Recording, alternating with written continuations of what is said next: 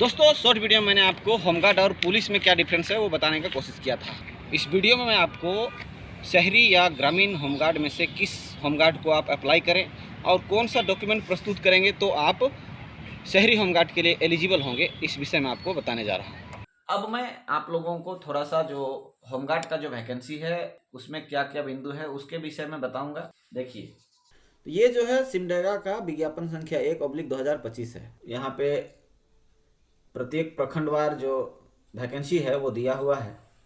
इस बार जो वैकेंसी निकाली है वो शहरी और ग्रामीण गृह रक्षक के रूप में निकाली है। दोस्तों इसमें आप ये समझिए कि होमगार्ड्स की जो कैटेगरी है उसको दो भाग में बांट दिया गया है, एक ग्रामीण होमगार्ड्स और दूसरा शहरी होमगार्ड। अब शहरी ग्रामीण में क्या डिफरेंस है ये मैं आपको बता दूं। जैसे शहरी के लिए कुछ विशेष योग्यता आपके पास यदि है तभी आपको शहरी के लिए अप्लाई करने का मौका मिलेगा।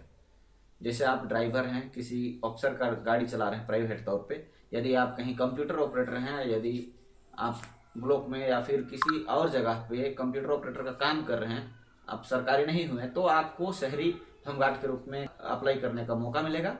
ठीक वैसे ही यदि आप कोई टीचर हैं, कोई आप यदि चिकित्सक हैं, कुछ बढ़ाई हैं, मोची हैं, धोबी हैं, नाई हैं, इन सभी के लिए आप विशेष योग्यता के रूप में दिया गया है और आप उसको लेकर शहरी होमगार्ड के लिए अप्लाई कर सकते हैं।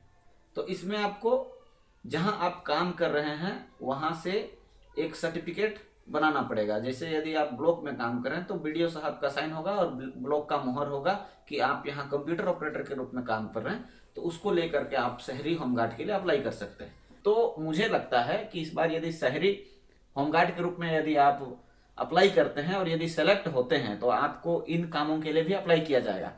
अब आप आवेदन कैसे करें, तो इसके लिए आपको ऑनलाइन आवेदन फॉर्म भरना पड़ेगा। ये जैप आईटी रांची जो एक वेबसाइट है उसके वेबसाइट पर जाएं और वहां पर अप्लाई करने का लिंक दिया हुआ है। अब इसका चयन प्रक्रिया के मैं बारे में आपको बता दूं तो जो होमगार्ड्स की चयन प्रक्रिया है वो दो पारी में होगी। इसका बेसिक होगा शारीरिक दक्षता परीक्षण। शारीरिक दक्षता परीक्षण में आपको 1600 मीटर का दौड़, 1 मील यानी 1600 मीटर के करीब, उसके बाद ऊंची कूद, लंबी कूद और शॉर्ट पुट यानी जो गोला फेंक, ये 4 आपको इवेंट्स कराए जाएंगे।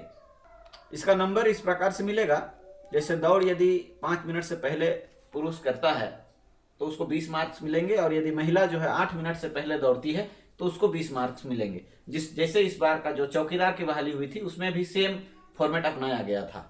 ठीक वैसे ही ऊंची कूद है, लड़कियों के लिए न्यूनतम 3 फीट है, लड़कों के लिए न्यूनतम 4 फीट है। उसी प्रकार लंबी कूद में 12 फीट न्यूनतम है। 12 फीट अगर आप जंप करते हैं तो उसमें आपको 5 अंक मिलेगा और अधिकतम है आपका 16 फीट, यानी 16 फीट तक दौड़ते हैं तो आपको 10 नंबर मिलेगा। लड़कों के लिए जो शॉर्ट पुट होगा उसमें 16 पाउंड का जो लोहा होगा, गोला होगा, उसको फेंकना है। और वहीं लड़कियों के लिए जो है वो 10 पाउंड का यानी लोहा का छोटा बॉल होगा, उसको फेंकना है। उससे कम फेंकेंगे तो आपको कोई नंबर नहीं मिलेगी।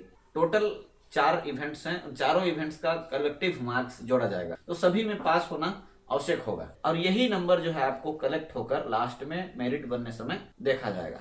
फिजिकल जांच हो जाने के बाद हिंदी लेखन परीक्षण भी किया जाएगा। शहरी होमगार्ड के लिए 10वीं लेवल का जो हिंदी परीक्षण यानी श्रुति लेख का क्वेश्चंस आएगा और वहीं जो ग्रामीण होमगार्ड्स के लिए अप्लाई करेंगे उनके लिए 7th लेवल का डिक्टेशन होगा, वो कराया जाएगा। तो श्रुति लेख किस प्रकार से होता है, तो आपको एक जगह बैठा दिया जाएगा और एक जो ऑफिसर होंगे वो माइक से बोलेंगे, जैसे कोई कहानी बोल रहे हो सीआर या लोमड़ी का या फिर कुछ एप्लीकेशन को बोल रहे हैं और उसको आपको लिखते जाना है। जो आप शब्द जो लिख रहे हैं उसमें कितना गलतियां हैं उसके आधार पर ये मार्क्स मिलेगा।